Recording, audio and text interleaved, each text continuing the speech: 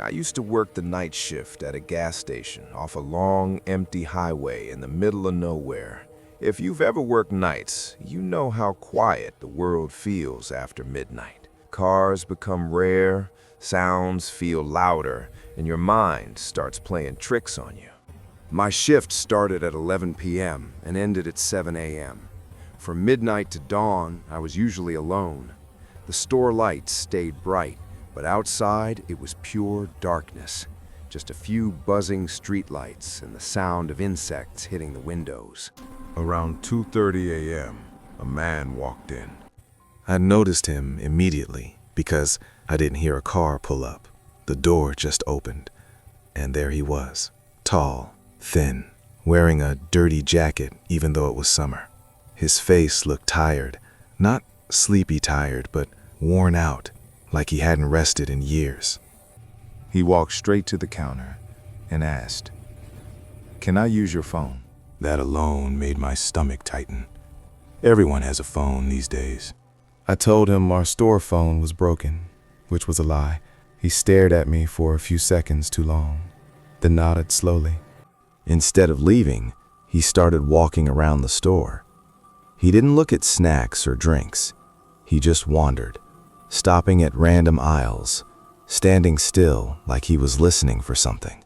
The security cameras were on a small screen behind me.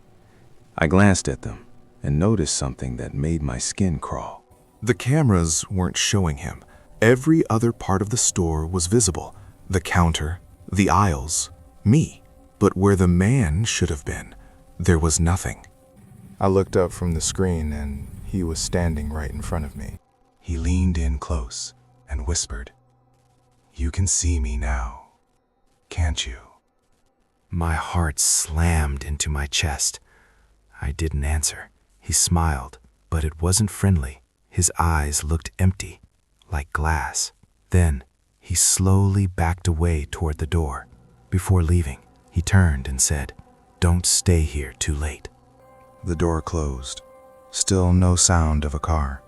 I locked the door and stayed behind the counter until sunrise.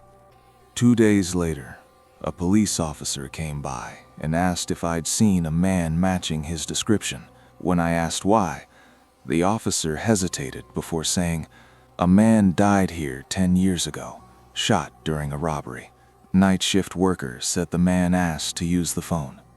I quit that same day. Sometimes when I drive past that gas station at night, I still see the lights on and someone standing inside. My sister worked as a night janitor at a city hospital. She cleaned floors, emptied trash, and handled areas most people never see, especially the basement. The basement wasn't just storage. It connected old hallways, unused rooms, and tunnels built decades ago. Most staff avoided it at night. One night, around 3 a.m., she was mopping near the old records room when she heard footsteps behind her. She assumed it was a nurse. She called out, "Sorry, floor's wet." No response. The footsteps continued, slow, heavy, dragging slightly, like someone struggling to walk. She turned around. The hallway was empty, but the footsteps didn't stop. They moved closer, echoing louder with each step. My sister said the air felt cold, like she'd opened a freezer door. Then she heard breathing right behind her ear. She dropped the mop and ran upstairs, not stopping until she reached a busy nurse station. They laughed it off, told her it was just pipes and stress. The next night, she was sent back down. This time, while cleaning near the same hallway, the lights flickered and went out completely. Emergency lights kicked in, painting the walls red. She heard a voice whisper, "Help me."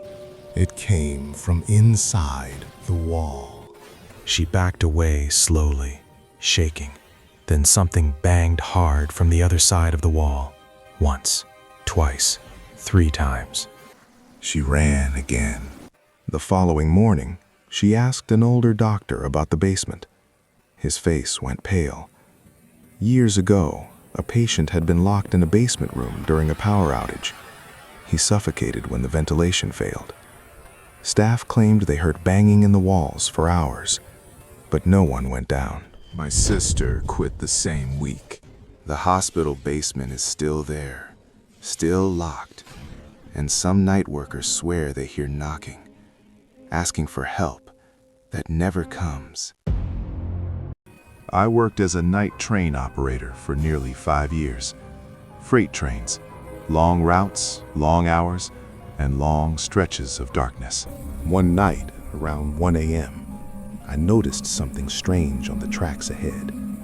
A figure standing perfectly still. I slowed the train and turned on the bright lights. It was a woman. She stood between the rails, facing away from me. Long hair, white dress, not moving. I slammed the brakes and hit the horn. She didn't react. Just before the train stopped, she vanished. No jumping away, no running, just gone. I reported it. Control told me to continue. A week later, the same thing happened. Same spot, same woman. This time, as she disappeared, I heard a scream, not through the air, but through the train itself, like it came from inside the metal. After the third time, I refused to drive that route. That's when an older operator pulled me aside and told me the truth. Years ago, a woman had been hit and killed on that exact stretch of track during a night shift. The operator never saw her in time. He quit shortly after. Some say she appears to night workers as a warning. Others say she's looking for the train that killed her. I don't work nights anymore. But sometimes, when I lie awake at 1 a.m., I swear I hear a train horn and a woman screaming from the darkness.